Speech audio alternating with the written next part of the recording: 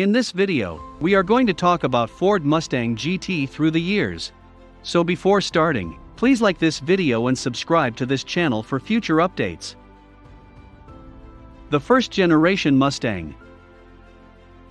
However, Ford made major production adjustments to automobiles constructed after August 1964, when Ford had already sold 120,000.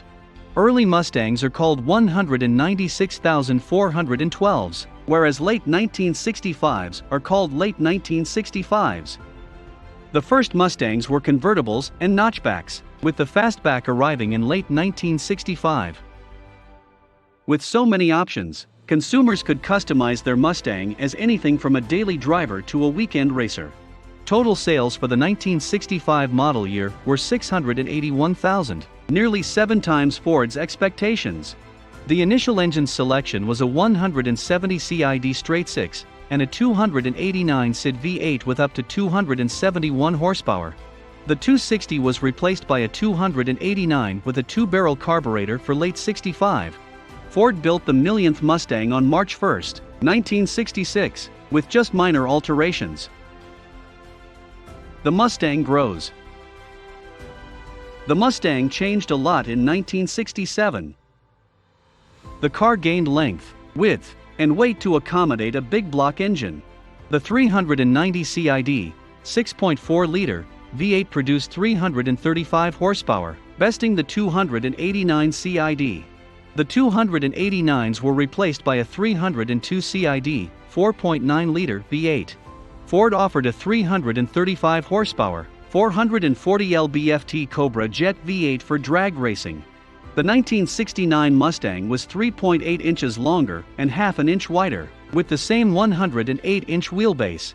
It was replaced by a 351 SID, 5.8 liters, V8 with 250 or 290 horsepower. The Mach and Boss homologation models were new for street use. The Boss 429 used a 375 horsepower 429 CID, 7.0-liter engine, as needed by NASCAR standards. Ford restyled the 1970 models to be less aggressive. Sales fell below 300,000 in 1969 and 200,000 in 1970. The 1971 Ford Mustang grew in size and mass, and a new buttressed back window gave the car a distinct appearance. Options dwindled as emissions regulations increased and Americans abandoned muscle cars. But the 429, the only big block, was gone for 1972, leaving the 351 as the biggest engine. The 1973 coupe weighed 3,600 pounds, 200 pounds more than the 1965 Mustang. Except for GM and Ford, most automakers had abandoned their pony cars at this point, but Ford had something altogether different in the works. 1974 to 1978, the incredible shrinking Mustang II. Those who thought the Mustang had gotten too fat were about to be satisfied. Ford released the Mustang II in 1974, a subcompact notchback or hatchback based on an extended Pinto chassis. Both the 140 CID and 171 SID V6 engines were available. Ford positioned the Mustang II as an upscale budget car, with the Ghia as the top model. The Mustang II debuted in fall 1973, just in time for the oil embargo. In 1974, the Mustang II sold 386,000 units. The Mustang II received rave reviews and was named 1974 Car of the Year by Motor Trend. When oil started flowing in 1974, Americans went big. And Ford manufactured eye-catching but slow Cobra II and King Cobra versions with the 302, 4.9-liter V8, classified as a 5.0. 1975 to 78, sales were around 200,000. Ford gave the folks what they wanted in the late 1970s, a real Mustang. 1979 to 1993, the Fox. The new Mustang for 1979 was built on the Fox platform, which it shared with the Fairmont sedan. The new Mustang came with a 2.3-liter 4-cylinder engine in naturally aspirated, 88 horsepower, and turbocharged, 132 horsepower versions, a 2.8-liter V6, which was deleted later in the year, a 3.3-liter i6, and a 4.9-liter V8 that was still classified as a 5.0. For the 1980 and 1981 model years, Ford replaced the 4.9 with a 4.2 V8, just in time for the second oil crisis. For 1982, Ford ditched the troublesome turbo in favor of the triumphant comeback of the 4.9/5.0. The bad news was that Ford was now producing cop cars that could reach speeds of 140 miles per hour. Real performance returned to the Mustang series as automakers got a grasp on emissions tweaking. For 1983, the 2.3-liter turbocharged engine was updated, and the first convertible Mustang in a decade was introduced, along with a new 3.8-liter V6 engine to replace the old straight-six. The V8 produced up to 175 horsepower.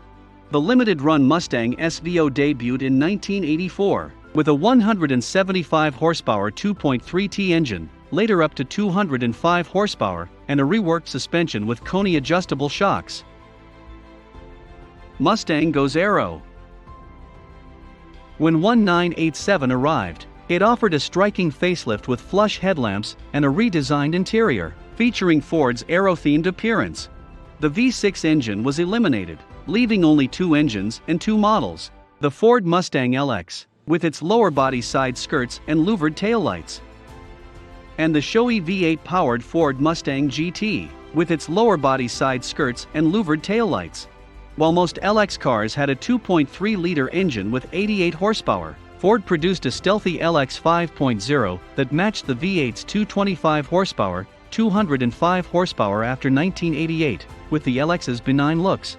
It had a performance advantage over the GT without the extra 200 pounds of body cladding. 1994 to 2004, Mustang returns to its roots. Ford polled Mustang fans and found that they wanted more recognizable Mustang cues, so the jellybean shape of the 1994 Mustang was augmented by first-gen style references and plenty of prancing horses. The cabin had a stylized version of the original Mustang's twin-cowl dashboard, which added to the resemblance. The Fox platform was reinforced and enlarged under the skin of the new Mustang. The suspension was tweaked to provide a softer ride with comparable handling, while some bemoaned the car's less aggressive understeering. The 4.9-liter V8 engine with 215 horsepower made a comeback, while the new basic engine was a powerful 3.8-liter V6. Ford replaced the 4.9-liter OHC V8 with the modular 4.6-liter OHC V8 in 1996. The engine produced similar power to the 4.9. Although it was criticized for lacking low-end torque, the SVT Cobra, a more powerful limited-run model, remained in the lineup. In 1999, Ford gave the Mustang a facelift using the company's New Edge stylistic theme. The V6 was increased to 190 horsepower, while the V8 was increased to 260 horsepower. The first Mustang with independent rear suspension was the 1999 SVT Cobra.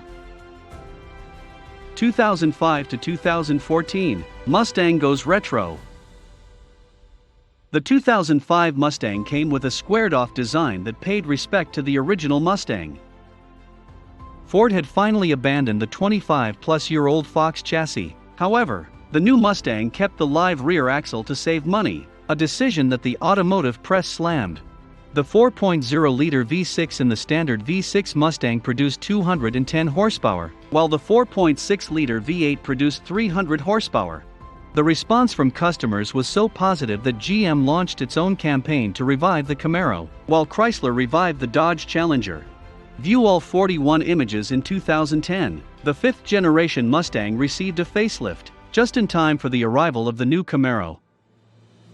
Sequential taillights were one of the aesthetic highlights. While they were not available on the original Mustang, they were available on the 1964 Thunderbird, 1967 Mercury Cougar, and 1968 Shelbys. The year 2011 saw the introduction of two new engines: a 3.7-liter V6 with 305 horsepower and a new 5.0-liter V8 with 412 horsepower. 2014 to 2017, Ford Mustang. The Mustang is one of the most well-known blue oval automobiles. The sixth version of the original pony car was introduced in 2014.